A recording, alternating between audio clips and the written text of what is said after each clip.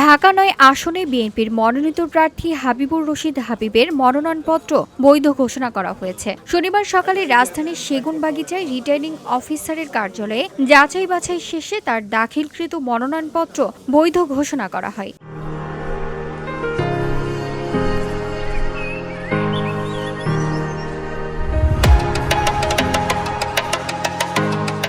মনোনয়ন বৈধ ঘোষণার পর প্রতিক্রিয়ায় হাবিবুর রশিদ হাবিব মহান আল্লাহর কাছে শুকরিয়া আদায় করেন। তিনি বলেন, ঢাকা ৯-এর সঙ্গে তার আত্মার সম্পর্ক রয়েছে।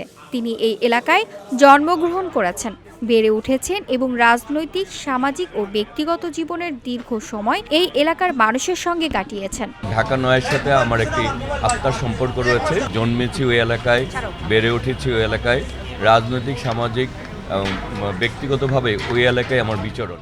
তিনি আরও বলেন, ঢাকা ৯-এর তৃণমূল থেকে শুরু করে সব পর্যায়ের মানুষের সঙ্গে আমার দীর্ঘদিনের যোগাযোগ রয়েছে। এলাকার মানুষের সমস্যা এবং সেগুলোর সমাধানে কিভাবে কাজ করা যায় সে বিষয়ে আমরা তৃণমূল পর্যায় থেকেই যুক্ত আছি। আমি বিশ্বাস করি আমরা সবাই মিলে ঢাকা ৯-কে গড়ে তুলব।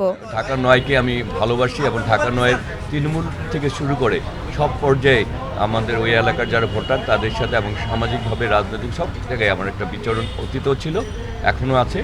এবং ওই এলাকার মানুষের কী সমস্যার সমাধানের আমরা কি উপায় বের করতে হবে, সব কিছু নিয়ে আমরা আসলে তৃণমূল পর্যায়ের সাথে আমাদের একটা যোগসূত্র আছে। যারাই প্রার্থী হয়েছি সবাইকে মিলেই আমরা ঢাকা ৯-কে গড়ে তুলব।